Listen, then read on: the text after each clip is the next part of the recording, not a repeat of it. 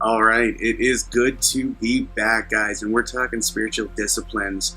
So the core, or the first question that I know that was asked was, how would you define spiritual disciplines? Well, I think at its core, and I've really appreciated reading and internalizing Foster's book here so far, but the idea that a spiritual discipline is something that I impose on myself, a decision I make through the power of the Holy Spirit, through the help of God, to make changes, impose habits that nurture me spiritually, that nurture my spiritual health and my spiritual growth.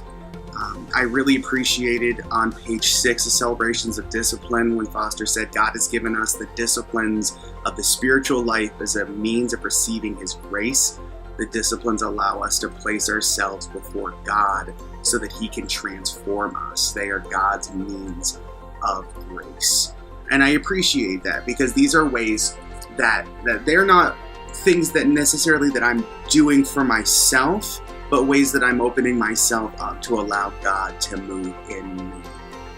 One of the things that Foster talked about in the book was talking about his the way that we are ingrained with sin, and that we are in slavery to that ingrained sin, and how the spiritual disciplines move us beyond trying to defeat that by means of willpower or determination, but having these spiritual disciplines in place to move us away from them and to stop relying on ourselves, but relying on the grace of God.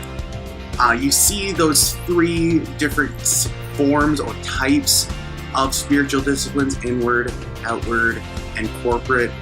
To a degree, I think they're somewhat self-explanatory. With inward disciplines are ones that are solely inward, that to a degree they're not to be seen by people. Things like meditation, prayer, fasting, study. These are things that are intensely private, at least they are to me. I think Christ saying that do not tell the others that you are fasting, but keep that to be something that's private. Outward disciplines are things that begin on the inside and begin through things like meditation, prayer, fasting, and study, and become outward. They're things that are like solitude, simplicity, submission, service. And then corporate are things that we do as a community. Confession, I know for me this happens in small groups a lot. Worship, I love corporate worship. Guidance, celebration, these things are things that we need to make habits of as communities of believers that spur us on to deeper and more meaningful spiritual growth.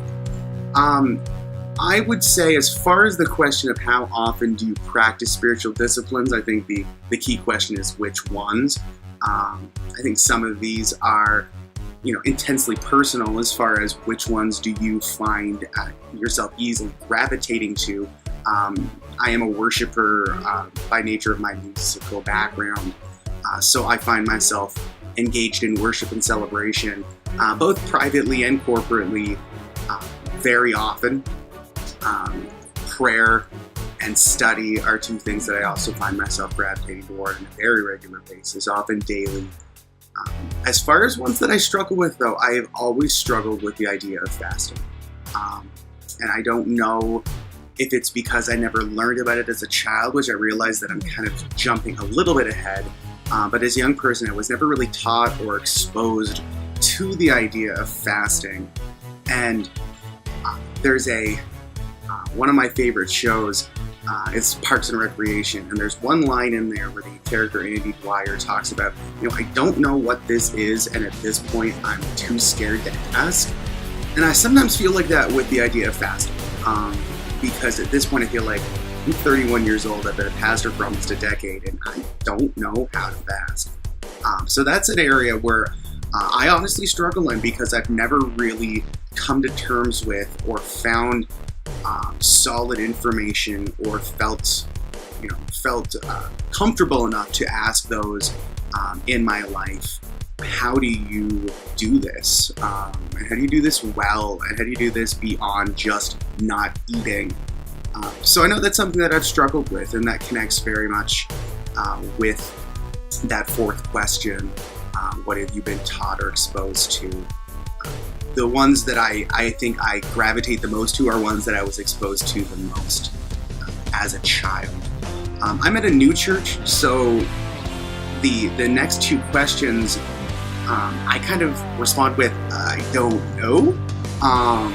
We are certainly one that prayer is a focus, both in the Sunday morning service and in our individual ministries. Prayer is still something that we meet weekly for, not your traditional prayer meeting, but we do still meet in small groups to pray together. I know that our individual ministries make prayer a real focus. Obviously, celebration and worship are something that happen on a regular basis. Now, ideas like meditation or even confession, I don't know.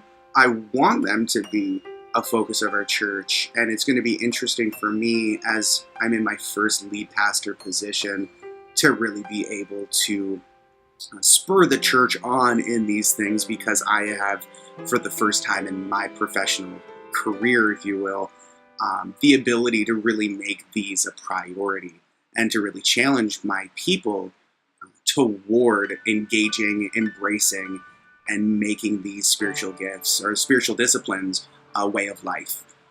So that is my response. Shockingly, I went a little long, but I'm really excited to see what happens and kind of what comes out of these next several weeks. Take care. Have a great day, guys.